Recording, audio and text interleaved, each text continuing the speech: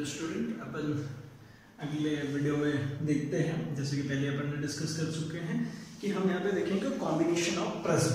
ठीक है, तो बोर्ड पे जैसे कि आपको दिख भी रहा होगा, कॉम्बिनेशन ऑफ प्रिज्म। दो कॉम्बिनेशंस पॉसिबल है। एक आपको दिख रहा है यहाँ पे डिस्पर्जन विदाउट डेविएशन, और एक यहाँ पे दिख रहा होगा डेविएशन विदाउट डिस्पर्जन। इसका क्या मतलब है, जरा समझते हैं इन दोनों टर्म्स को, डिस्पर्जन और डेविएशन को। डेविएशन पिछले वाले वीडियो में आपने देखा होगा कि डेविएशन किसको कहते हैं। मैं थोड़ा सा एक्सप्लेन करता हूँ, फिर आता हूँ मैं डेविएशन पे। डेविएशन देखिए, ये एक लाइट बीम आई और ये निकल गई, लेकिन इसको जाना चाहिए था ऐसा, लेकिन चली कहां से गई, ये ऐसे। तो इस केस में ये जो पीछे की तरफ अगर एक्सटेंड करते हैं तो यहाँ पे जो एंगल बनता है दिस इज कॉल्ड डेल। ए कहलाता है डेविएशन, और इसके लिए फार्मूला हमने पढ़ा था del equals to mu minus 1 into A. ठीक है, अब डिस्पर्जन क्या होता है? अब डिस्पर्जन नाम से क्लियर है, डिस्पर्स होना, फैलना, खत्म बात। क्या होगा इसमें फैलने का मतलब कि भाई एक व्हाइट लाइट आई यहां से, ये अपने बेसिक 7 कलर्स में डिस्पर्स होगी, फैल गई। तो जब ये फैलेगी तो जरा एक बात को समझिएगा, ये व्हाइट लाइट आई थी, यहाँ पे ऊपर रेड होगा, ये वॉयलेट कलर होगा। अब इसको पीछे की तरफ एक्सटेंड करें, कितने डिग्री का एंगल बनाकर के आखिर ये फैलेगी है।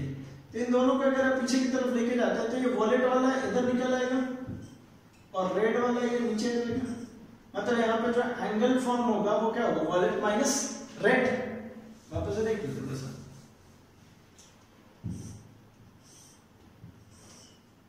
देखिए ये व्हाइट लाइट आई, ये स्प्रेड हुई है, ये स्प्रेड हुई, ये ऐसी चली गई, ये ऐसा आ गई, ये रेड थी, ये वॉयलेट थी, ये रेड है, ये वॉयलेट है, ये व्हाइट है। अब इनके बीच में कितना फैल गया, कितना फैला है, दैट इज कॉल्ड डिस्पर्जन। तो अब इनको पीछे की तरफ बढ़ा देते हैं। तो आपको मैं डार्क सॉलिड ही बढ़ा देता हूं, आपको थोड़ा सा समझ में आए, समझना जरूरी है। तो यहाँ पे जो एंगल, ये जो एंगल फॉर्म हुआ वो कैसे मिलेगा भाई, v माइनस आर करके ही मिलेगा। और v माइनस आर किस में, तो ये डेविएशन। तो मतलब यहाँ पे मुझे एंगुलर डिस्पर्जन की बात करनी हो, this is denoted by theta. तो ये कैसे निकलेगा, ये जितना डेल v मतलब वॉयलेट जितना डेविएट हुई थी उसमें से रेड जितना डेविएट हुई है, इसको माइनस कर दो, मेरे को आंसर मिल जाएगा। तो वॉयलेट को कैसे लिखोगे, a mu v minus 1 minus a mu r minus 1। ठीक है, रिफ्रैक्टिव इंडेक्स के लिए, वॉयलेट के लिए, रिफ्रैक्टिव इंडेक्स रेड के लिए। तो इन दोनों में से जो कॉमन है उनको कॉमन करके जरा ओपन कर दो। तो a को बाहर कर लिया, अंदर क्या बचा, mu v minus 1 minus mu r plus 1, ये cancel. Final result will be theta is equals to a mu v minus mu r। Fine. अब इसके बाद दो टॉपिक ये देखें, एक और देखते हैं यहाँ पे, डिस्पर्सिव। ठीक है, डिस्पर्सिव पावर। डिस्पर्सिव पावर को ओमेगा से डिनोट करते हैं, और ये होता कुछ नहीं है, ये angular dispersion upon mean deviation. Actually mean deviation का मतलब मैं समझाता हूं। मीन डेविएशन का मतलब होता है येलो कलर। या एक्चुअली ये आपको विबग्योर पता होगा, विबग्योर के बीच में जो मिडिल मीन वेवलेंथ जो होती है वो येलो की होती है, इसलिए मीन कलर जो लेते हैं वो येलो लेते हैं। काउंटिंग में येलो नहीं आता, ऐसा अगर लिखते हैं, ऐसा मैं लिख के दिखाता हूँ, VIBGYOR, तो काउंटिंग में तो दिखता है ये ग्रीन मिडिल में, लेकिन नहीं, मिडिल में होने से नाम से कुछ फर्क नहीं पड़ता। इनकी वेवलेंथ को अगर काउंट करके 7 से डिवाइड करेंगे तो जो एवरेज वैल्यू आती है वो येलो के आसपास की आती है, येलो से ज्यादा करीब होता है।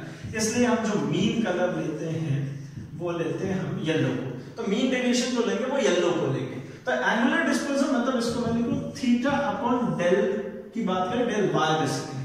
तो थीटा की वैल्यू क्या निकाली अभी अपन सीधे रख लूं मैं, a mu v minus mu r upon del y। Del की वैल्यू क्या होती है म्यू माइनस 1 इनटू a, तो a mu y minus 1, a से a cancel out.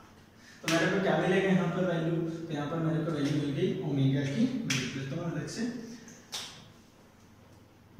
Omega is equals to mu v minus mu r upon mu y minus 1।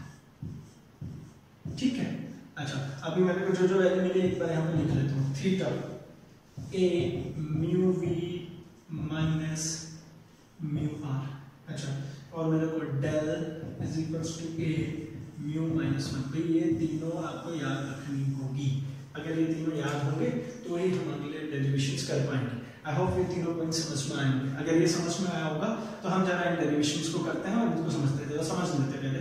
ये देखिए ये dispersion without deviation, यहाँ से व्हाइट लाइट निकली, ये सीरीज आ रही है, इसी के पैरेलल ये इमर्जेंट रेडियस आ रहा है, मतलब इनमें कोई रेड वायलेट और ये जो इसका प्रोजेक्टेड पाथ है इनमें कोई एंगल फॉर्म हो रहा क्या नहीं हो रहा, मतलब ये डिस्पर्स हुई है, सिर्फ डेविएट नहीं हुई है, डेविएशन नहीं मिल रहा, पैरेलल जा रही है। यहाँ पे एंगल ऑफ डेविएशन मिलेगा, यहाँ पे डेल मिलेगा, एंगल ऑफ डेविएशन मिल रही है, लेकिन ये डिस्पर्स नहीं है, व्हाइट गई, ये अपना बटी फिर वापस से कन्वर्ट हुई और व्हाइट में ही बाहर निकल गई, मतलब यहाँ पे क्या दिख रहा है, डिस्पर्स तो हुई, डिस्पर्स नहीं हुई, डेविएट हुई बस। क्लियर है? तो चलो हम डेरिवेशन करते हैं, एक एक उठा करके डायग्राम हम छोड़ ही देते हैं ताकि इनको भी बनानी न पड़े। आप एक बार देख लीजिए फटाफट, दोनों का डेरिवेशन बहुत ही आसान है, बहुत ज्यादा ही आसान है, देखने में बड़ा ही लेंदी सा डेरिवेशन है, बड़ा ही लंबा सा डेरिवेशन है, लेकिन है बहुत आसान।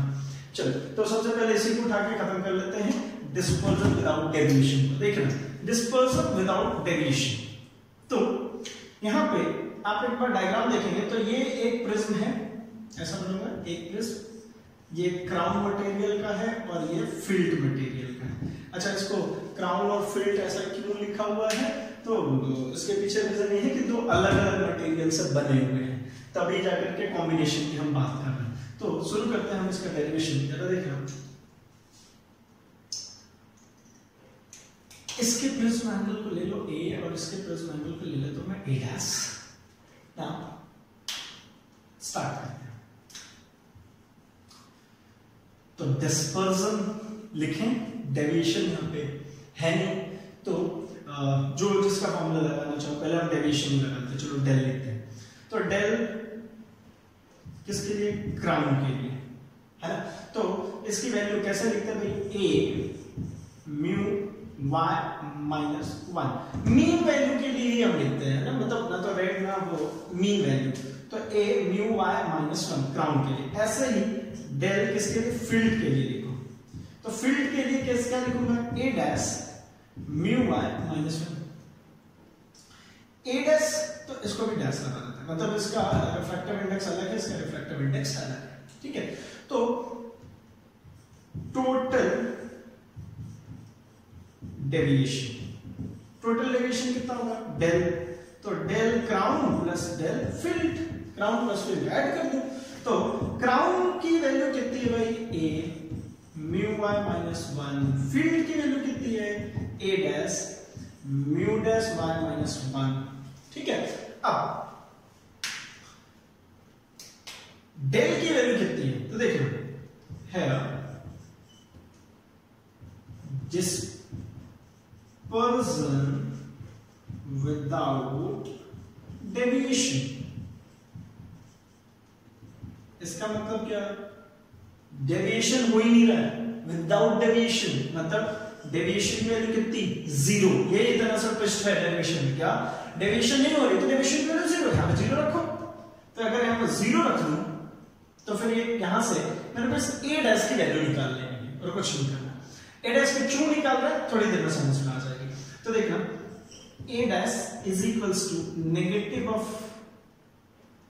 इसको यहीं पर रखते इसको इधर ले आए हैं, तो negative of mu y minus 1 upon ये जो इसका मल्टीप्लिकेटिंग फैक्टर था म्यू डैश y माइनस 1, ये हमारा एक इक्वेशन, इसको लिख लेते हैं। ठीक है, अभी इसका कुछ नहीं करें, ये डायग्राम सिर्फ बनाए हैं, सिर्फ रख रहे हैं ताकि इसको समझने के हम इसको अभी सॉल्व कर रहे हैं। चलो तो देखिए अब क्या निकालना, ये डेविएशन तो निकल गई, डिस्पर्जन निकालते हैं। देखिए डिस्पर्जन कैसे लिखते थे, तो डिस्पर्जन जो होता है उसको थीटा से डिनोट करते थे, तो मैं लिखता हूं थीटा क्राउन के लिए। क्राउन के लिए कितना है, तो क्राउन के लिए ये होता है क्या भाई, वॉयलेट माइनस रेड, है ना। तो violet minus red A mu we minus mu R, और थीटा फील्ड के लिए अगर लिखेंगे तो ये हो जाएगा A dash mu V dash minus mu dash are.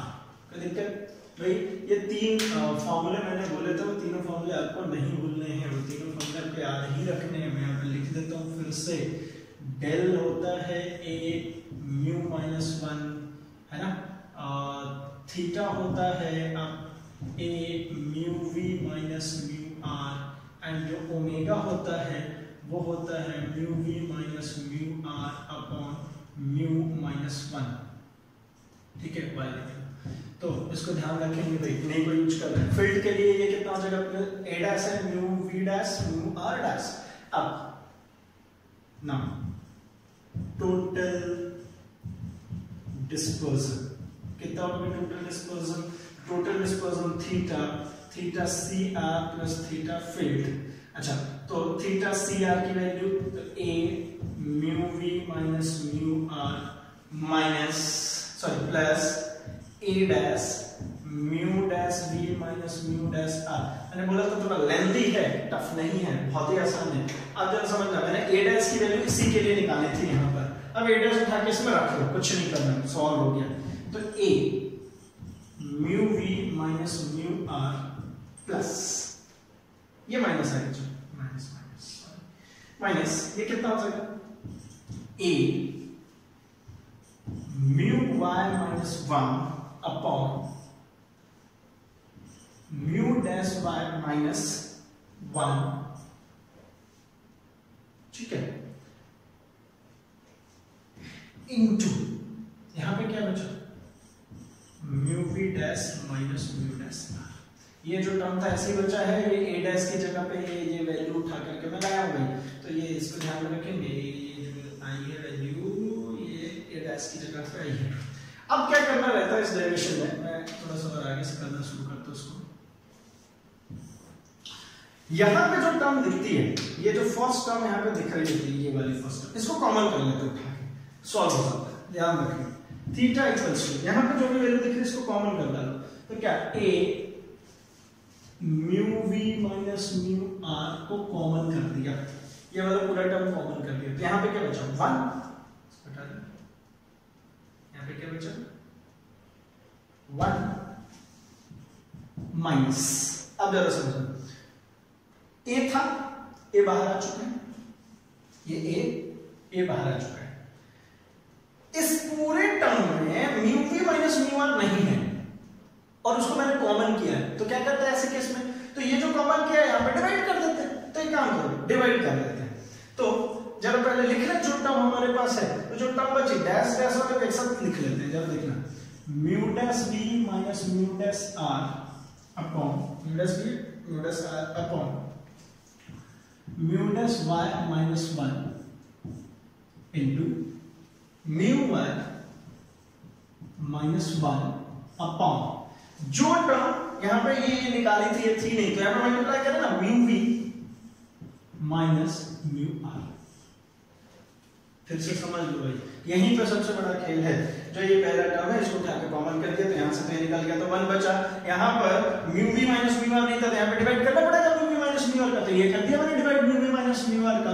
अब आगे यही चीज देखो क्या बन जाएगी, तो ये बन गया हमारा derivation, a mu we minus mu r one minus, ये क्यों किया था देखो ना, म्यू वी सॉरी ये म्यू डैश था, है ना, mu we minus mu dash r upon mu dash Y minus one, mu we minus mu r mu Y minus one, this is omega.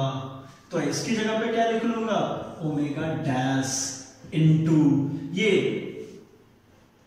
ऐसा अगर 1 अपॉन ओमेगा लिखता हूं तो क्या हो जाएगा, mu Y minus 1 upon mu we minus mu r. कोई दिक्कत? तो ये जो टर्म दिख रही है वो 1 अपॉन ओमेगा है, यहां पे लिख लो 1 upon omega, finish a mu we minus mu r into 1 minus omega dash upon omega. ये हो गया हमारा डेरिवेशन खत्म कार्यक्रम।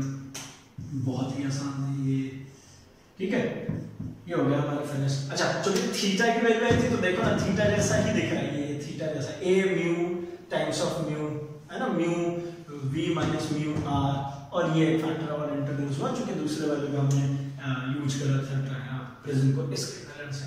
अब अगर मैं बात करूं थोड़ा सा इस वाले की, मतलब डेविएशन हो डिस्पर्जन ना हो, तो क्या करोगे? तो बहुत आसान है। क्यों बोलता हूं मैं डेविएशन आसान होती?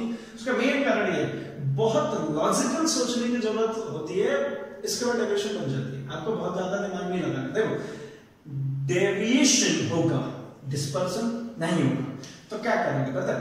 ये तो डेविएशन हो गई होगी, पॉज कर देना। देखो क्या करना, कुछ नहीं, यहां पर इसकी वैल्यू उठा करके रख दो 0, ठीक है। अब इसकी वैल्यू अगर 0 रख देना, इसमें हटा दो ताकि कंफ्यूजन ना हो, इसमें हटा। देखो अब इसमें क्या करना, इसकी वैल्यू उठा करके मैंने रख दी 0। क्यों रखते हुए 0? क्योंकि अभी के केस में डिस्पर्जन जो है वो नहीं है, सिर्फ डेविएशन है। तो डिस्पर्जन को उठा के हमने 0 रख दिया। जब डिस्पर्जन को हमने 0 रख दिया तो फिर वही काम क्या करा था, a डैश की वैल्यू निकाली थी ना, यहां से निकालो a डैश की वैल्यू। तो a dash is equals to अब कितना होगा, minus a mu v minus mu r upon, ये उसको नीचे ले दो, तो mu v dash minus mu dash r। इसको ले लो इक्वेशन नंबर फर्स्ट। तो दिक्कत है क्या? ये a डैश की वैल्यू ये निकल के आ गई, और इस a डैश की वैल्यू को उठा के लाके यहां पर रखो, तो यहां पे लेकर रखो ना, तो क्या बन जाएगा, डेल इज इक्वल्स टू, चूंकि डेल यहां पे इंट्रोड्यूस होगा ना, डेविएशन है क्योंकि, तो a, ठीक है, mu y minus 1 plus a dash, ठीक है। अब a डैश की जगह उठा के कितनी वैल्यू आएगी ना, फ्रॉम इक्वेशन फर्स्ट, क्या बोलो, minus a mu v minus mu r upon mu v dash minus mu r dash. खत्म हो गई बात। अब मैंने क्या सिखाई थी कि यहां पे जो हो उसको कॉमन निकाल, डेल इज इक्वल टू, यहां पर क्या है, a म्यू y माइनस 1 को कॉमन निकाला, क्या बचा, 1 माइनस a निकल चुका है ना, और यहां पर एक टर्म और मिसिंग, ये तो a डैश की वैल्यू लिखी, ये तो लिखना पड़ेगा ना म्यू डैश y माइनस 1, ठीक है। अब जरा देखना, ये डैश डैश वाले को रख लो पहले, तो mu dash y minus 1 upon mu dash v minus mu dash r, ठीक है। अच्छा इनटू ये तो ये वाला टर्म तो खत्म, अब ये वाला बचा क्या, mu v minus mu r upon, ये निकाला था म्यू y माइनस 1, इसको रख लो। अब क्या करोगे, तो del equals to a mu y minus 1 minus, ये क्या दिख रहा है, ओमेगा डैश, ये क्या दिख रहा है भाई, ओमेगा अपॉन ओमेगा डैश। एक मिनट समझाता हूं, देखो यहां से हमने क्या काम किया कि यहां पर उठा करके a डैश की वैल्यू रखी, तो ये negative of a mu v minus mu r upon mu dash y minus mu dash r into mu dash y minus 1। अब इसमें से क्या करना है, ये फर्स्ट वाले टर्म को उठा कॉमन किया, तो यहां पे क्या बचा 1, यहां पे क्या बचा mu dash y minus 1 upon ये डैश डैश वाले को एक साथ रख ले, इनटू ये बचा mu v minus mu r upon mu y minus 1। अब क्या काम करना है कि ये देखो म्यू v, ये mu v minus mu r upon mu y minus 1, ये म्यू v ओमेगा के बराबर, इसको उठा के ओमेगा रख, ये क्या है ऊपर है म्यू y माइनस 1, ये म्यू y माइनस 1 ये ऊपर है, अरे नीचे तो ये 1 अपॉन ओमेगा, तो यहाँ पे डैश है तो 1 अपॉन ओमेगा डैश, तो क्या बचा a, ये दोनों में क्या अंतर है, देखो रिजल्ट लिख लो आप उठा कर, आपको समझ में आ जाएगा। यहाँ पर क्या है mu we minus mu r, यहाँ पर क्या है म्यू आर माइनस 1। तो देखो यहाँ पे डेल होता है ए म्यू माइनस 1 और थीटा होता है A mu we minus mu R. अच्छा करना कैसे था, तो वही काम आपको सिंपल टोटल निकाल लेना था क्राउन का प्लस फील्ड का, यहाँ पर भी टोटल निकालना था क्राउन प्लस फील्ड का। अगर डिस्पर्सन बोलेगा, ध्यान से सुन लो भाई बहुत ही आसान है, अगर सिर्फ डिस्पर्सन बोलेगा तो जब डिस्पर्सन बोलेगा तो डेविएशन को 0 करना और यहां से -a की वैल्यू निकाल करके ए रिजल्ट लेके आओगे। और अगर वो डेविएशन की बात करेगा तो जब क्या करोगे भाई, डिस्पर्सन को 0 कर देना और यहां से माइनस मतलब a की a डैश वैल्यू निकाल के लेकर के आना और ले आकर के रख देना किसमें, डेल में, तो आपको रिजल्ट मिल जाएगा। ये होता है भाई यहाँ पर हमारा खत्म ये दोनों कॉम्बिनेशन ऑफ प्रिज्म। फाइन, अब मिलेंगे अगले वीडियो में अगले चैप्टर्स के डेरिवेशंस के साथ में। यहाँ पर हम फिनिश करते हैं रे ऑप्टिक्स के फर्स्ट पार्ट को। अगले में हम मिलेंगे आपके साथ में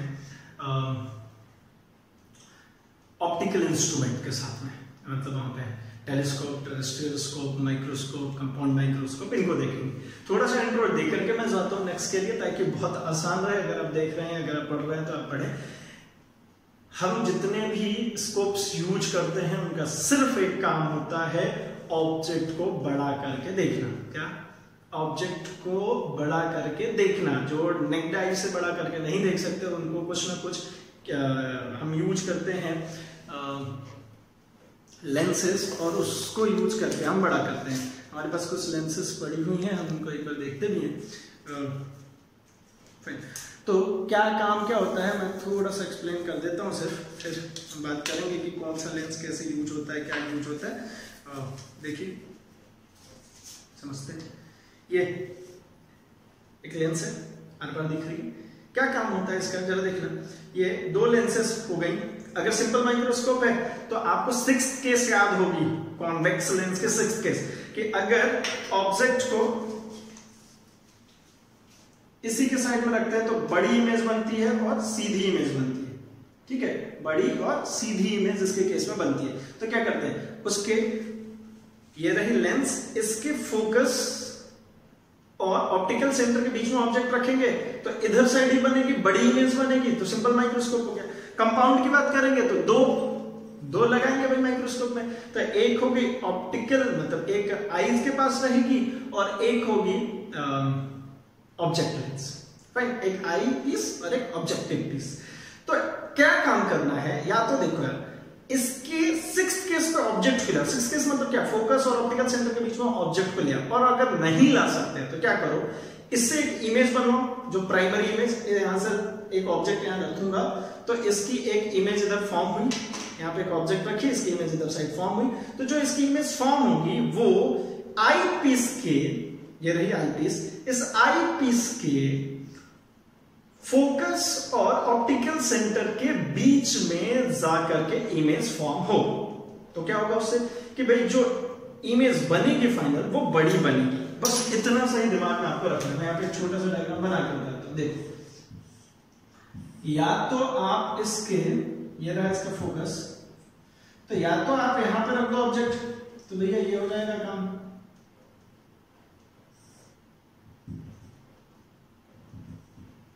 ये बन गई बड़ी इमेज, हो गई बात खत्म, हमें दिख गई। यहाँ पे व्यूअर होगा, यहाँ से हमको दिख जाएगी, सिंपल माइक्रोस्कोप होगा। लेकिन कंपाउंड माइक्रोस्कोप में क्या होगा कि ऑब्जेक्ट को हम यहाँ नहीं रख सकते। जब नहीं रख सकते तो क्या करोगे, एक और तरीका भाई, ये दो चीजों को रख दो। क्या करो, ये कहीं पर भी रखे हो, कहीं पर भी रखे हो, ये इसके बीच की डिस्टेंस को ही तो मेनली एडजस्ट करना है, तो सारा काम हो जाता। तो हम क्या करें कि भैया कहीं पर भी रखिए, मेरा सिर्फ पर्पस इतना सा है कि ये मेरी हो गई ऑब्जेक्टिव पीस और ये हो गई मेरी आई पीस। तो मेरे आई पीस के फोकल पॉइंट के अंदर आ जाए। जब फोकल पॉइंट के अंदर आ जाएगा तो क्या होगा भाई, देखो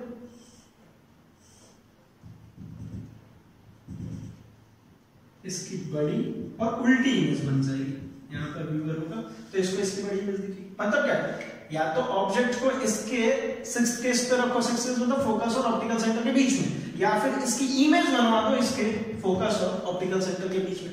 यही होता है माइक्रोस्कोप में भी, यही होता है टेलीस्कोप में भी। बस अंतर क्या होता है टेलीस्कोप में कि आई पीस जो होती है वो छोटी होती है, जो ऑब्जेक्टिव पीस होती है वो बड़ी होती है, दूर से लाइट बीम आती है, और उसको हम जो फॉर्म कराते हैं वो कहाँ पे फॉर्म कराते हैं, जो आईपीस होती है उसके फोकल लेंथ और पोल के जो ऑप्टिकल सेंटर के बीच में। और माइक्रोस्कोप में भी ऐसा ही काम होता है। वहां पर क्या होती है भाई, जो हमारी आईपीस होती है वो बड़ी होती है, जो हमारी ऑब्जेक्टिव पीस होती है वो छोटी होती है, क्योंकि छोटे इंसेक्ट्स को देखना होता है, छोटी चीजों को देखना होता है। तो कुल मिलाकर के एक ही क्रक्स है, पता है सिर्फ इसको।